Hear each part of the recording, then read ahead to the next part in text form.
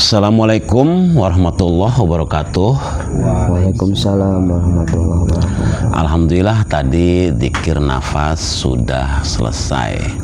Untuk Gus Jaki, silakan Gus, ada sensasi-sensasi apa saja tadi dari dalam dzikir nafas? Silakan diurai Gus. Assalamualaikum warahmatullahi wabarakatuh. Waalaikumsalam warahmatullahi wabarakatuh.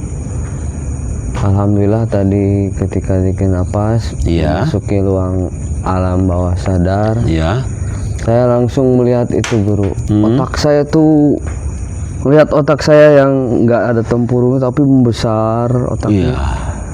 Otaknya besar. Ya, udah itu isyarat semakin cerdas. Terus setelah itu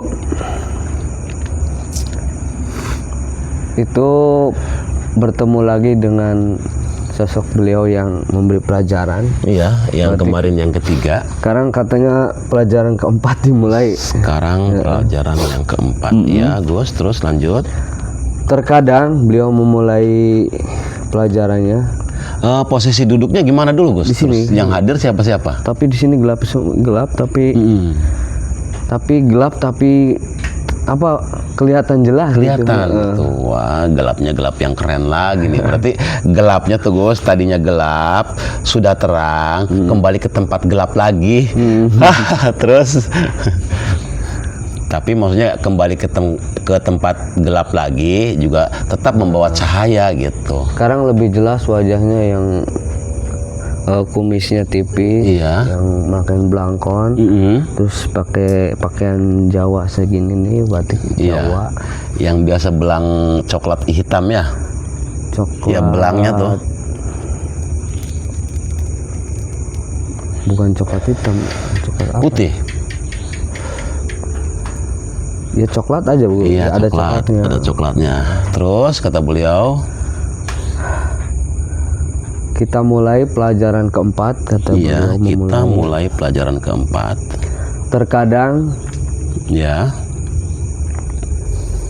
sampah yang dihinakan itu adalah sangat bermanfaat, dan terkadang berlian mutiara yang dibanggakan itu tidak ada manfaatnya. Ketika orang yang rendah hati itu lebih hebat daripada orang yang berilmu. Juga bisa. Terus lanjut aja.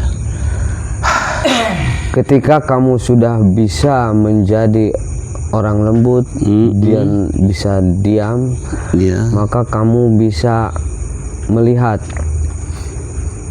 mana yang sesuatu yang menjauhkan kepada Tuhan dan sesuatu yang mendekatkan kepada Tuhan. Mana mutiara yang sebenarnya sampah dan mana sampah yang sebenarnya mutiara. Oke, terus. Dan terkadang apa yang kamu sukai itu adalah buruk bagimu, dan apa yang tidak kamu sukai itu sangat baik bagimu. Tuh, jelas banget tuh. Untuk melihat mana yang baik dan mana yang buruk, maka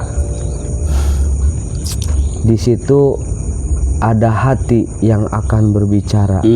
Ketika hati kamu berbicara, maka ikutilah hati kamu. Hati yang bagaimana? Hati yang selalu disiram, hati yang selalu disiram oleh perilaku-perilaku yang menyenangkan Tuhan. Maka hati itu sendiri akan membisikkan kepadamu mana yang sesuatu perkara mana yang menjauhkanmu pada Tuhan, dan sesuatu perkara mana yang sangat mendekatkan kamu kepada Tuhan. Maka hati itu akan membisiki kamu. Itu jika kamu punya hati yang disirami oleh Tuhan. punya hati yang disirami oleh perilaku yang selalu menyenangkan Tuhan.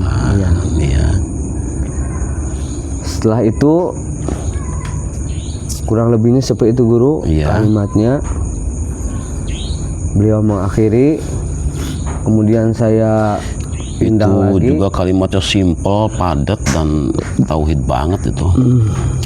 Kalimat perilaku hati ya, yang selalu melakukan perilaku yang selalu menyenangkan Tuhan gitu kan.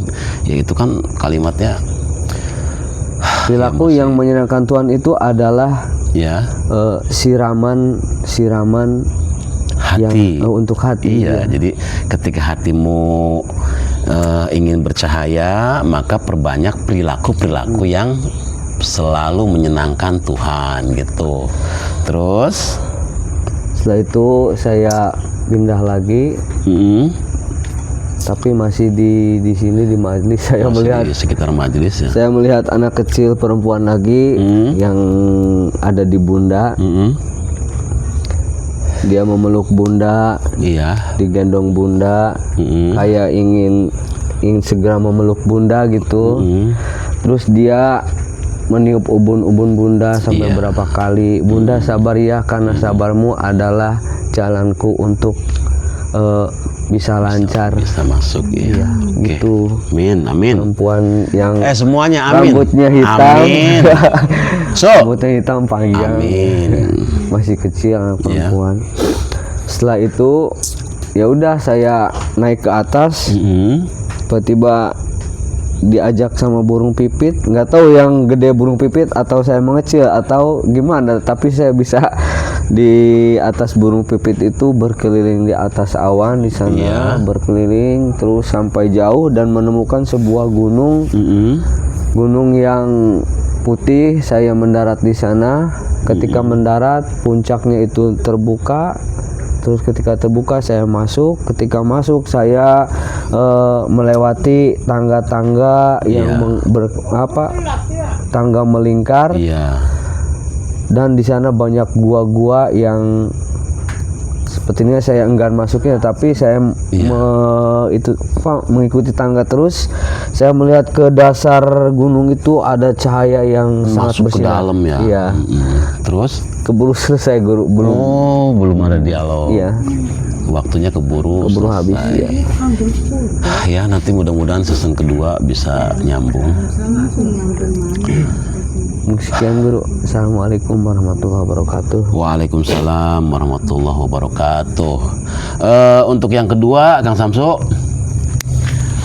tadi pelajaran yang keempat tadi ya, Gus ya. Iya.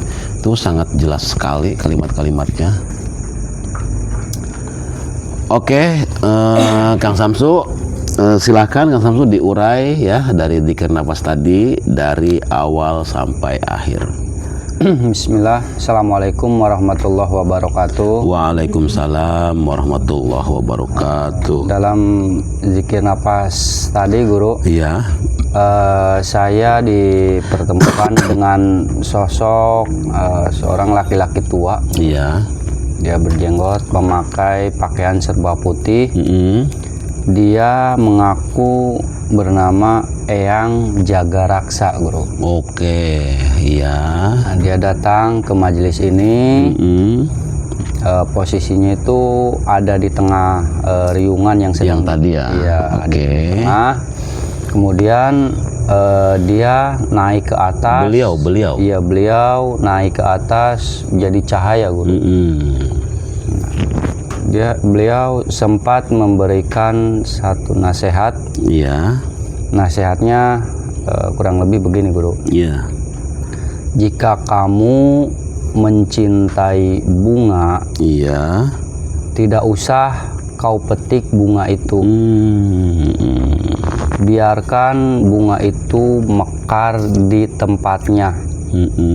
Kamu hanya cukup menyirami, memupuk, dan merawat bunga itu. Biarkan bunga itu mekar dan mewangi di tempatnya. Iya. Jika kamu memetik bunga itu, tandanya kamu tidak mencintainya. Iya. Itu hanyalah satu kerakusan. Itu hanya satu keegoan. Iya. Cukup dengan memupuk, menyirami, itu juga sama kamu dengan mencintai bunga itu. Iya. Itu dalam banget tuh. Kemudian diperlihatkan lagi satu pohon yang sangat rindang besar, Guru. Nah, beliau memberikan satu nasihat lagi, Guru. Kata Ki Jagaraksa. Eyang Jagaraksa. Eyang Jagaraksa. Terus beliau mengatakan kurang lebih begini, Guru. iya. Lihatlah pohon di luar sana. Lihatlah pohon itu tumbuh besar, berrindang, berbuah, buah lebat. Dia itu tumbuhnya karena tersinari paparan matahari, Iya. kena angin, Iya. disirami hujan, Iya. makanya dia menjadi kokoh dan rindang. Begitupun dengan kita, ketika kita banyak diterpa masalah, diterpa musibah, bersabarlah, karena itu yang akan mengokohkanmu. Ciri orang hidup itu tumbuh dan berkembang seperti pohon yang kau lihat itu.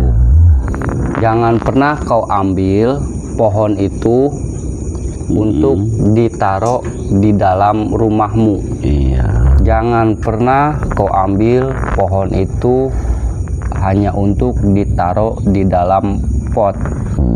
Walaupun tumbuh, tapi tidak akan pernah berkembang. Nah, setelah dialog itu, kemudian beliau berpesan, Guru. Iya. Berpesan bahwa, kata beliau, kehidupan ini hanya sementara. Iya. Nah, setelah itu cahaya itu hilang sampai berakhir, Guru. Iya. Sampai berakhir zikir napas. Jadi terakhirnya cahaya hilang sampai selesai. Sampai selesai, Guru. Mungkin itu aja sensasi zikir napas tadi, Guru. Iya, jadi kalau diuraikan Kang Samsu, kalimat tadi itu ya, ketika kamu melihat bunga yang indah, jangan engkau petik, ya kan? Iya. Cukup sirami sehingga bunga itu mekar dengan indah, ya. Itu tuh Kang Samsu isyarat kalau kita sedang usaha apapun, ya, apa saja upaya usahanya, ya, jangan pernah mengklaim usaha itu ya datang dari diri kamu. Ya, ketika usaha itu, perkembangan usaha itu kamu mengklaim datangnya dari diri kamu yang cerdas, pandai memanfaatkan situasi, pandai memanfaatkan apa nih yang sedang bagus masuk, tidak seperti itu tetap diizinilah dengan izin Tuhan. Artinya jangan dipetik itu, jangan pernah mengklaim, ya, kamu bisa usaha apapun, jangan pernah ya mengklaim usaha itu datang dari kamu. Nah, itu isyarat jangan dipetik, Jangan ya. dipetik. Udah. Nah, ketika kamu bisa si bunga itu tidak kamu petik walaupun kamu senang, ya, kamu senang tuh isyaratnya kamu dilihat oleh orang lain, ya, kamu bisa usaha apa, kan ada kesenangan, ya. Tapi jangan pernah mengklaim bahwa usaha itu datang dari diri kamu. Sudah. Ketika sudah seperti itu, artinya ngalir aja nih. Kalau kita jualan apa, kita ngalir aja, ngalir, dapat berapa untuk Allah berapa, terus lanjut lagi dapat berapa untuk Allah berapa, terus. Itu tuh bukan nanti akan muncul menjadi pohon besar, pohon rindang. Nah, pohon rindang ini sebagai isyarat, ya, nanti kamu bisa membantu mertua kamu. Nanti kamu bisa membantu saudara-saudara kamu yang dalam kesulitan. Nanti kamu bisa membantu teman-teman kamu. Siapapun yang dalam kesulitan, itu nanti bisa datang ke kamu. Kalau pohon rindang, pohon besar dan rindang itu kan bisa untuk berteduh. Artinya, nggak tahu pinjam uang, atau apa, yang penting kamu itu bisa untuk menjaga keterlibatan dari orang lain. Kamu mendengar ada saudara kakak istri atau adik kamu atau kakak kamu yang kamu dengar sedang kesulitan, ya, dengan izin Allah kamu bergerak untuk menolongnya.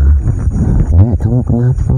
Ini kemarin suami saya nyawa 2 hektar, nggak jadi semua.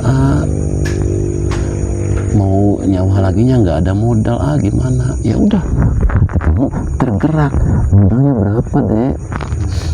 Ya untuk ini sekitar umpamanya 12 jutaan.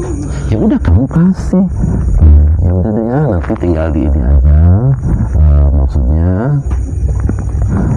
nanamnya apa gitu ya, yang sabar apa terus sehingga padinya tumbuh besar.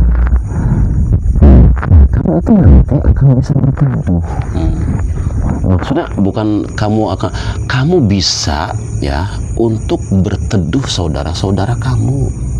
Sudah seperti itu. Nah, bentuk pohon rindang ini ya, itu pohon yang sebesar itu ya, dulu sewaktu kecilnya pernah rapuh. Sewaktu masih menjadi biji.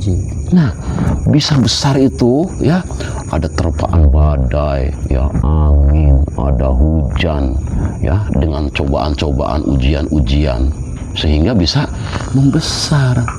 Nah, untuk mengantisipasi bagaimana ujian-ujian itu, artinya bisa kita selesaikan dengan baik, caranya ya, yang kamu senangi atau yang tidak kamu senangi, sudahlah, hidup ini jalani aja sih, mengalir.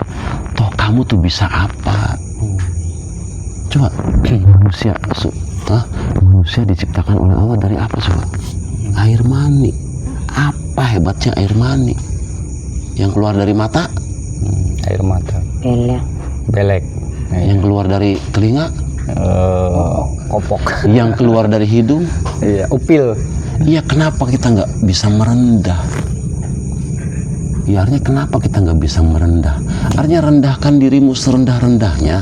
Nanti ketika kamu memposisikan diri kamu serendah-rendahnya, Tuhan akan mengangkat derajatmu lebih tinggi. Apa yang kamu senangi, apa yang tidak kamu senangi, sudah terima saja ya Allah. Sami'na wa ta'na. Kalau memang yang kamu hadapi itu adalah umpamanya ujian yang berat, ya Allah, kokohkan pundakku untuk mampu menyelesaikan ya tugas darimu. Minta dikokohkan pundak aja. Gitu. Nah, itu simbol pohon besar tusuk seperti itu gitu.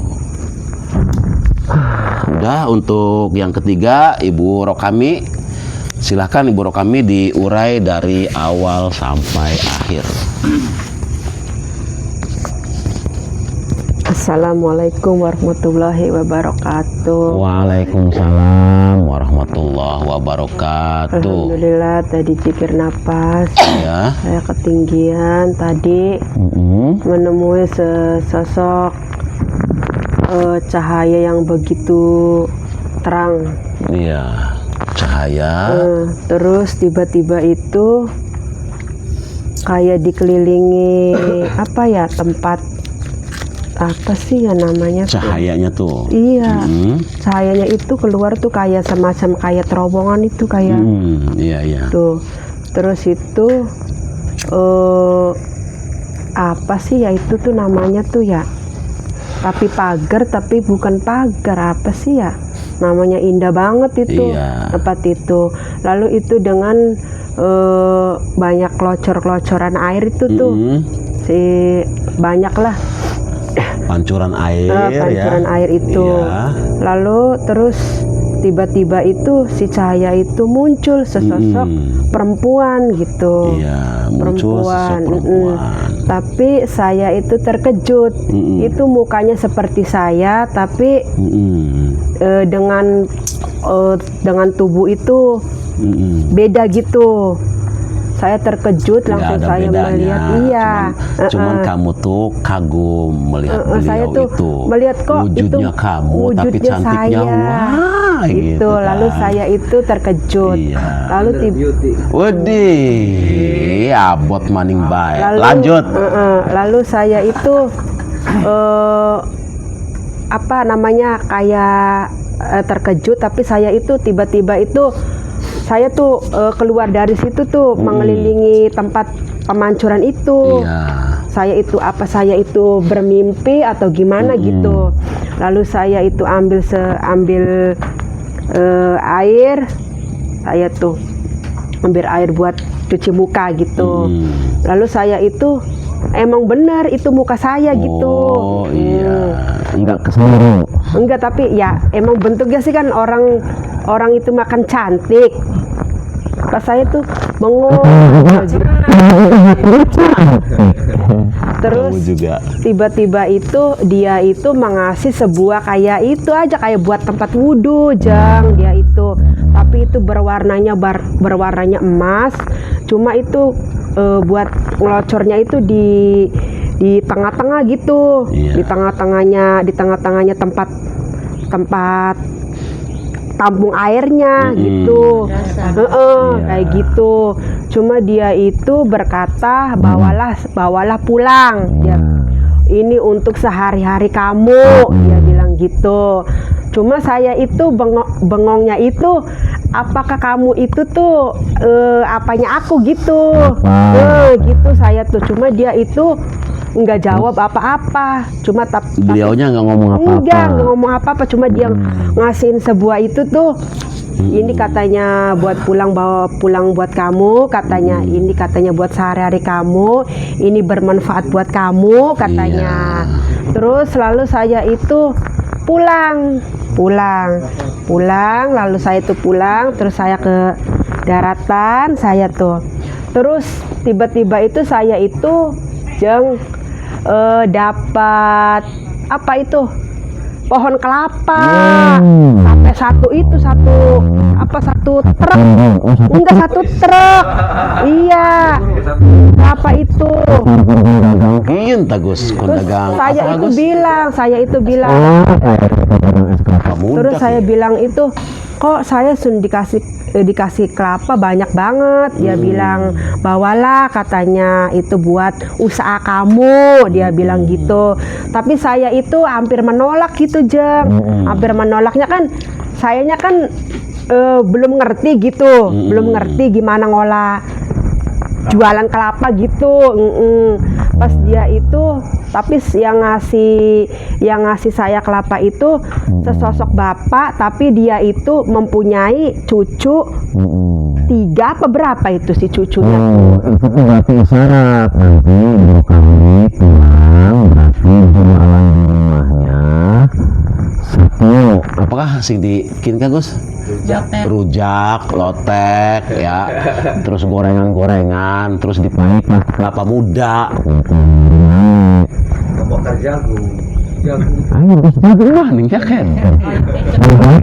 Terus tiba-tiba itu tiba-tiba itu dia ngomong, Neng bawalah pulang, katanya nggak apa-apa, katanya ini mungkin jalan terbaik buat kamu untuk melancarkan katanya usaha kamu, dia bilang gitu.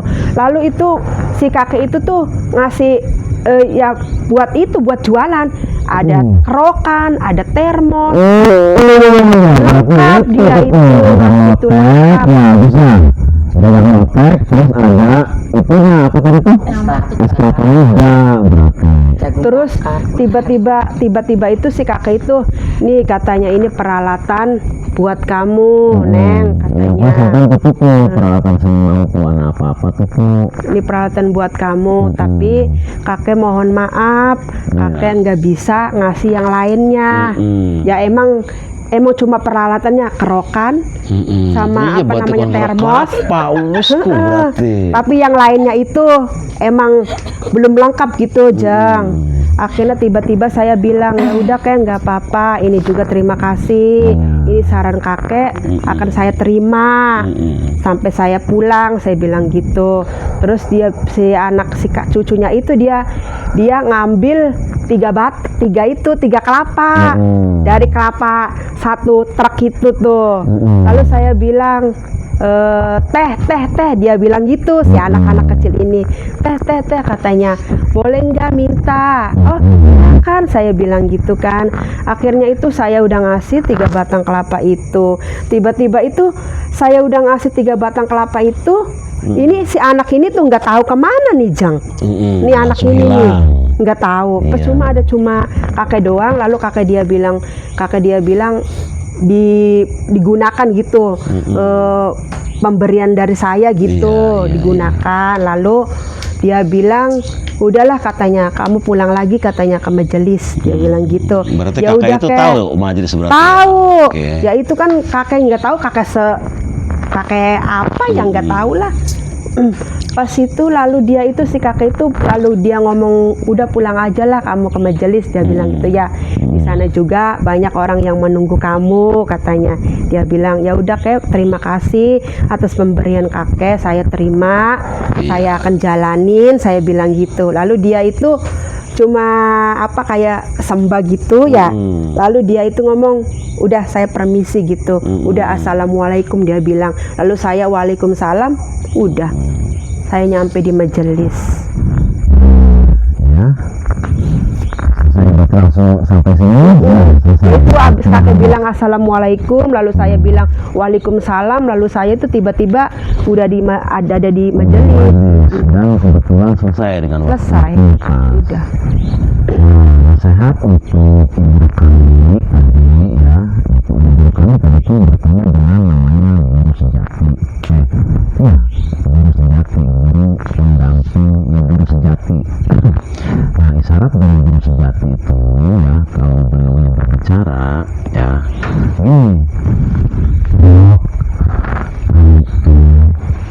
semenjak sekarang isyarat dari itu ya. Coba tampakkanlah wajahmu selalu seri,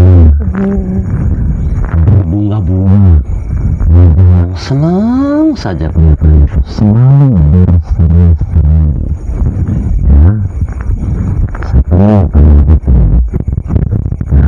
seperti itu wajah kamu harus berseri-seri, sombong dalam posisi apapun. Satu dari nasihat itu. Yang kedua itu air kelapa itu melambangkan apa? Kesejukan hati. Tapi yang ada sing adem baik, sedikitnya hati lagi segera dari sana panas, sudah kondisikan hatimu sejuk aja seperti air kelapa. Nah, ini isyarat ini juga ya, dari kamu mengisyaratkan ke kamu nanti kalau pulang dari sini jualan tadi tuh kerendok apa gorengan ya, sebelahnya dikasih Es kelapa muda, itu isyarat. Cuma isyarat di situ tuh ya, kan ada satu mobil tadi, ada anak-anak yang lagi juga kan. Nah, itu juga isyarat bahwa setelah kamu berdagang dapat berapa ya, yang anak-anak itu minta itu, artinya hak Tuhannya kamu sampaikan. Ya enggak? Benar. Ya artinya sertifikat kamu para dua ning saputar. Isyarat dari bikin nafas itu ya sudah pas sekali. Artinya yang 3 kelapa itu diambil itu hak mereka. Anak-anak itu ketika di sekolah ya punya uang untuk orang tuanya, kemudian Nah itu kelapa yang 3 butir itu. Jadi caranya begini. Menurut kami nanti supaya usaha supaya dagang kamu itu berkah, caranya ya menurut kami sebelum kamu mulai dagang, mulai dagang nih, kamu numpang dulu, numpang masih kuning tuh. Nah nasi kuning numpeng. Ya kalau kadarnya aja lah, ikannya mah apa tah. Itu ada telur, ada kakak ayam, silahkan. Nah kalau untuk menjaga itu dulu, artinya selamatan. Setelah selamatan ibu kami, modalnya ada berapa? Umpamanya kita gitu lah, modalnya 1 juta. Umpama ya, modal 1 juta ini jangan dipakai belanja semua. Sisain. Dari 1 juta tuh 100.000 saja. Itu orang-orang yang dibutuhkan. Ya, sisa 900. Bagusnya untuk berjualan itu belinya hari Senin. Itu hari lahiran saya. Iya, hari Senin ya, pas buka pertamanya, pas matahari sedang lagi naik-naiknya, sekitar setengah 9 atau jam 9 buka itu. Seperti itu ya, kamu usaha ya. Nah, setiap hari berapapun dapat, itu untuk orang yang diambil dulu. Umpamanya hari ini dapat 1.200.000, sudah 100.000 udah cepat aja duitnya di tempatnya. Nah, ketika 1.200.000 ya, untuk Allah 100.000, berarti masih ada uang 1.100.000 ya. Nah, uang 1.100.000 ini ya untuk Ibu Rokami buat modal atau umpamanya buat beli rumah atau untuk kebutuhan apa aja itu disimpan 300. Klik. Nah, nanti buat makan itu ikut ini aja sambil jalan kerja aja sambil muter. Nanti dapat berapa lagi paginya ya, yang untuk awalnya taruh, yang untuk kamunya kerja kamunya hari ini diputar lagi. Kenapa ya kami ketika 100.000 dikasih ke anak yatimnya senang nggak? Otomatis senang ya, otomatis mendoakan kamu. Jadi doa itu ke anak yatim itu ya nggak harus doakan saya, enggak, ketika dia senang itu otomatis langsung masuk doanya. Dan doa itu nanti masuknya kemana? Ke uang yang kamu kumpulin tadi 300 itu menjadi berkah. Jualan yang kamu jual jadi berkah.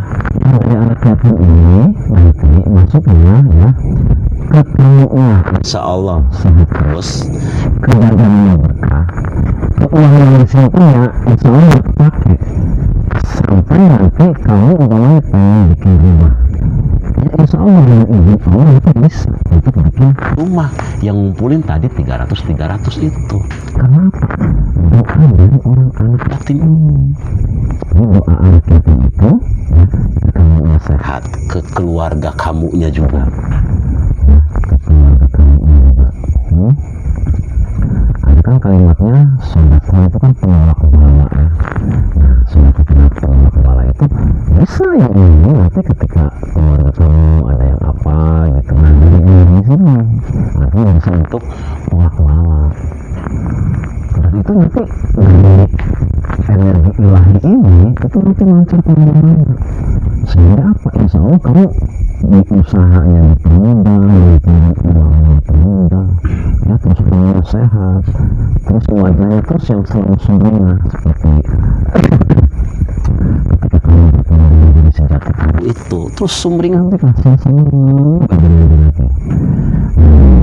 Supaya lebih kamu bekerja apapun, yakini pekerjaan itu datang dari Allah. Yakini itu, dan kamu mengerjakannya dengan penuh cinta. Nah, gitu. Udah untuk pertemuan kali ini cukup sekian saja. Wabillahi taufiq wal hidayah. Wassalamualaikum warahmatullahi wabarakatuh. Waalaikumsalam. Warahmatullahi wabarakatuh.